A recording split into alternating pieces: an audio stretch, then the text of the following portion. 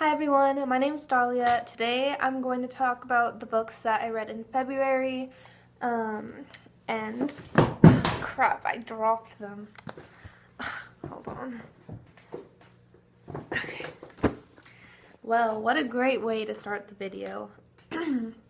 So, the first books that I read in February were Harry Potter's number 3, which is Prisoner of Azkaban, 4, which is The Goblet of Fire, and most of 5, even though I finished the last couple chapters in the beginning days of March, but I read most of it in February. So this is the Order of the Phoenix.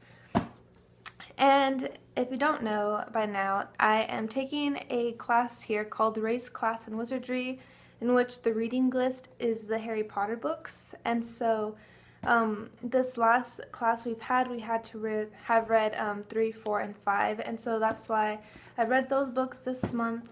And so I don't know, Harry Potter's great as usual, 5 stars all around. And yeah, I'll just leave it at that because it's Harry Potter. I don't think I need to spend so much time talking about it. Then the next book I'm going to talk about or tell you about is Maggie, A Girl of the Streets by Stephen Crane. This is like a compilation of like his other like short works because it says Other Tales of New York.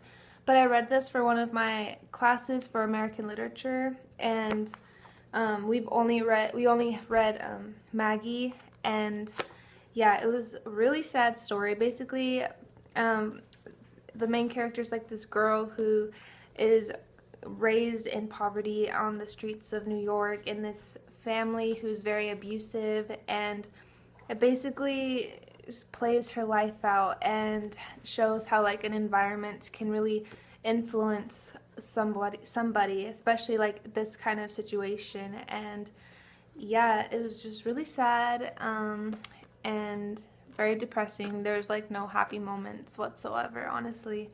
But yeah, Maggie. And then the next book that I listened to on audiobook was The Young Elites by Mary Lou.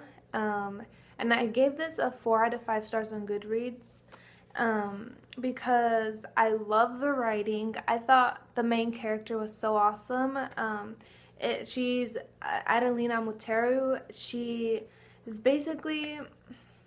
Okay, let me just back up and just tell you like what it's about. So basically The Young Elites is set in this high fantasy world.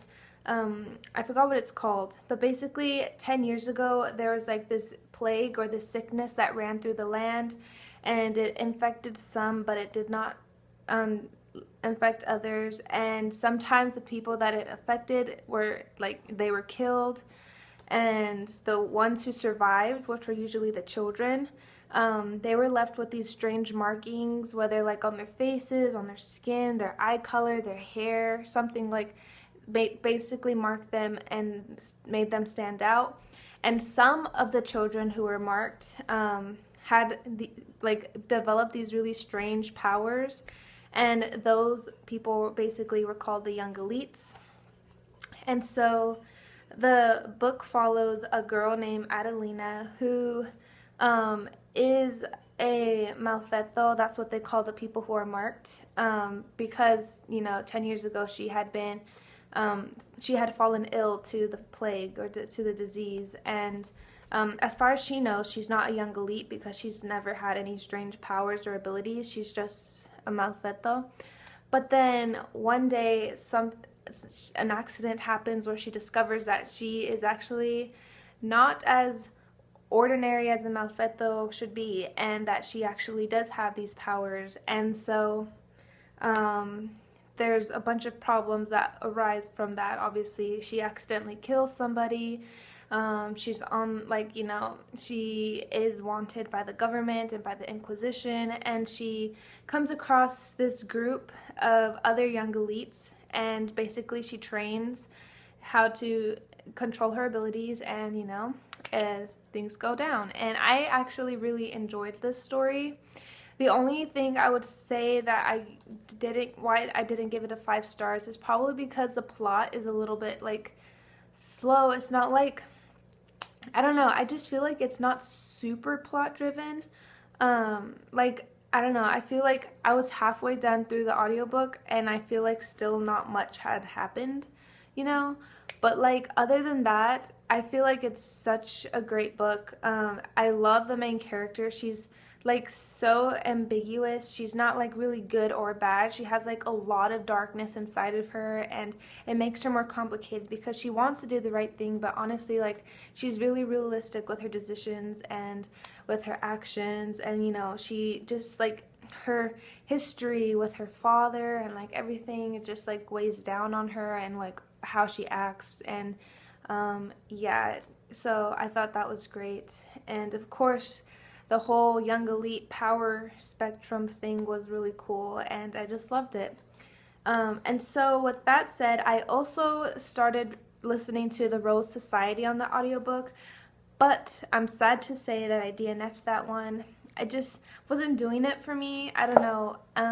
While I really enjoyed the first book, the second one, I feel like it was even slower. Like, I was also like halfway done with it, and still I feel like nothing was happening, and it was really frustrating because like, I don't know. I guess what in like the moment I was looking for like a fast pace, you know, actiony type of book, and it was mostly just like, I don't know, like I can't really discuss what happens without spoiling the first book, but I don't know. If you've read the second book, maybe you know what I'm talking about. But yeah, it wasn't terrible. It's just not what I was looking for in the moment and not what I really wanted.